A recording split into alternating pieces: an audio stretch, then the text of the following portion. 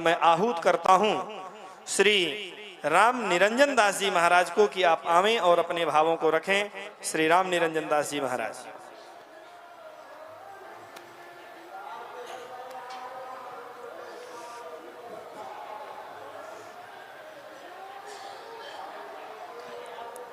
सीताराम। श्री सीताराम। हरि ओम तत्सत। हम सबका परम सौभाग्य है कि ये जो विद्वत सभा चल रहा है इसमें आज महाकुंभ का प्रसंग रखा गया है। वैसे कुंभ का अर्थ तो बहुत बार हम सुन चुके हैं, घट। साधारण भाव में भी घट जो है वो घट, कबीर जी का एक पंक्ति है, सब घट मेरे साईया खाली घट नहीं कोई। कोई भी घट खाली नहीं है, पर हम जो घट है ना, हम सब जो जितने लोग बैठेंगे एक एक घट है, पर ये घट खाली ही लग रहा है। तभी तो यहाँ पे भरने के लिए सब आए। हम अपने घट को भरने के लिए कुंभ में आते हैं। ये घट खाली कैसे हो जाता है? बोले 10 इंद्रिय रूपी जो छिद्र है, इसी छिद्र से घट खाली ही होता रहता है। तो भरेंगे कहाँ? बोले चलो चार पदार्थ भरा भंडारो, जहाँ पे चारों पदार्थ भरा हुआ है वहीं पे चलो, वहीं पे हमारा घट भर जाएगा। पर यहाँ पे आने के बाद भी नहीं भरता है। हाँ, बहुत लोग का ये रहता है कि चलो उस वहाँ पे चलो, वहाँ पे भी चलो, दिन में 8-10 पंगत हो जाए, नहीं भरता है। तो कैसे भरेगा? वैसे 2 प्रकार का तीर्थराज है यहाँ पे। एक तो है लौकिक तीर्थराज और एक है अलौकिक तीर्थराज। एक है लौकिक कुंभ जो दिख रहा है बाहर से, और एक अलौकिक अलौकिक कुंभ। तो लौकिक कुंभ में गंगा जमुना सरस्वती संगम तीर्थराज दिख रहा है, बेणी माधव भी है, अक्षयवट भी है। पर गोस्वामी क्या कहे, रामचरितमानस से ही सारे समाधान हमको दे देते हैं। तो वहाँ पे अलौकिक तीर्थराज के वर्णना करते हैं गोस्वामी। कहते हैं ये तो तीर्थराज एक ही जगह पे हैं। वैसे हर चीज में स्थूल से सूक्ष्म के तरफ जाना ही साधना है। ये यहाँ पे साधना, ये जो स्थूल रूप में प्रयाग में स्नान करने के बाद एक बार सूक्ष्म तीर्थराज प्रयाग में स्नान करना चाहिए। अरे ये स्थूल स्वरूप तो हम सब देख रहे हैं, सूक्ष्म स्वरूप में तीर्थराज कौन है? कहते हैं जो चलता फिरता साधु। अभी अभी बोल रहे थे कि तीर्थ कुर्वन्ति तीर्थानि। वैसे तीर्थ का महिमा तो ये महापुरुषों से ही होता है। ये लोग ही तीर्थ को तीर्थत्व प्रदान करते हैं।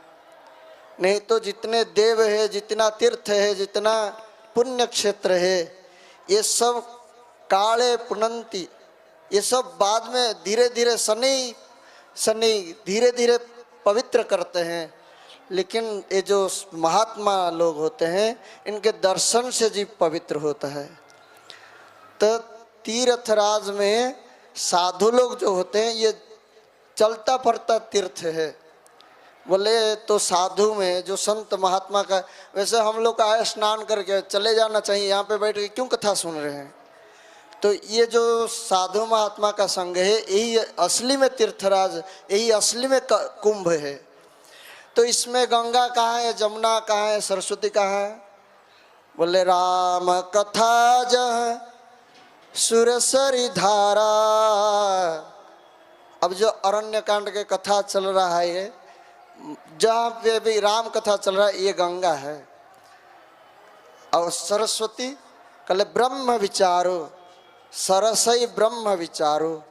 सरस्वती कौन है? जो ज्ञान के तत्व कहा जाता है मंच से, या भगवान के जो निरूपण किया जाता है ब्रह्म के बारे में, वही ये सरस्वती। और जमुना कहते हैं विधि निषेधमय कलिमल हरणी,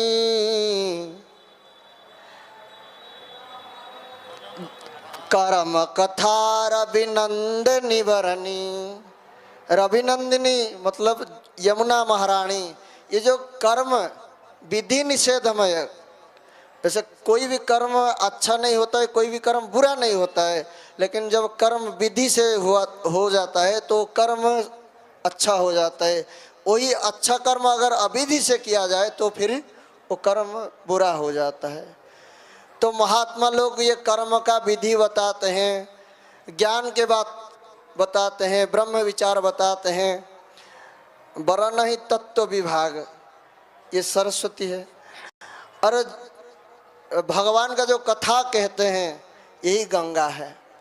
बोले ये तो हो गया गंगा जमुना सरस्वती।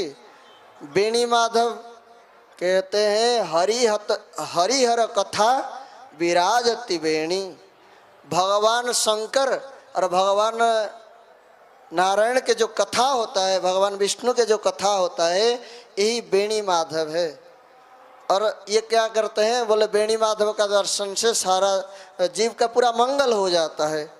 तो ये हरिहर कथा सुनने से जीव का परम मंगल हो जाता है। आहा, मंगल करनी कलिमल हरणी, तुलसी कथा रघुनाथ की। तो इससे मंगल प्राप्त होता है। बोले यहाँ पे तो अक्षयवट है, तो यहाँ पे अक्षयवट कौन है? कले जो अपना कर्म है। आहा, बटु विश्वास अचल निज धर्मा, तीर्थराज सुकर्म, तीर्थराज समाज सुकर्मा। बटु विश्वास अचल, अपने अपने धर्म में जो विश्वास है। कोई भी बहुत बड़ा बड़ा समारोह होता है, कोई भी नेता या कोई भी अमीर आदमी मिलकर भी इतना लोग इकट्ठा नहीं कर सकते। कुंभ में इतना लोग इकट्ठा हो गए। 100 या 150 से ज़्यादा देश ऐसे होंगे जिसमें इतने लोग संख्या नहीं है जितने लोग यहाँ पे इकट्ठा हो गए। किसके आधार पर? बट विश्वास, अपने धर्म में विश्वास है, अपने शास्त्र पे विश्वास है। यही सबको इकट्ठा बना देता है, सबको एकत्र बना देता है। और यही सनातन धर्म का शोभा है। बस अभी जैसे हमारे बड़े गुरु भाई धनंजय महाराज जी बोल रहे थे कि ये शोभा विकृत ना हो। हाँ, ये शोभा अच्छे संत के साथ जुड़े, अच्छे विचार के साथ जुड़े। बुरे विचार को त्याग करने के लिए यहाँ पे आए हैं और उसी बुरे विचार के साथ फिर जुड़ जाएं तो फिर क्या कुंभ है। तो ये कुंभ का शोभा है कि इतने लोग सब इकट्ठा हो रहे। किस लिए? बोले बटु विश्वास अचल निज धर्मा।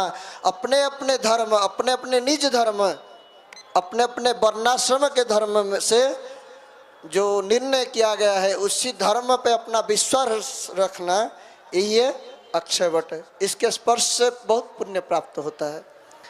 वैसे ये तीर्थराज में स्नान करने से 4 फल मिलना चाहिए, पर वो कब मिलेगा पता नहीं। जब मिलेगा तो मरने के बाद।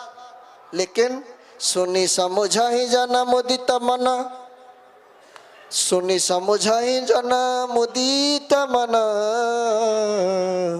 मज्जहि अति अनुराग।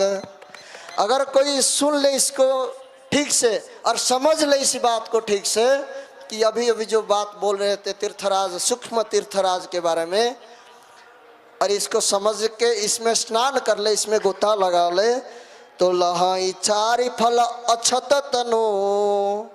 ये शरीर रहते ही ये 4 फल मिल जाएगा। जिस 4 पुरुषार्थों को प्राप्त करने के लिए मनुष्य तनु मिला है, जिसको भरने के लिए इस कुंभ में आए हैं, लहाई 4 फल अछत तनु, साधु समाज प्रयाग। बोल श्यावर रामचंद्र भगवान की।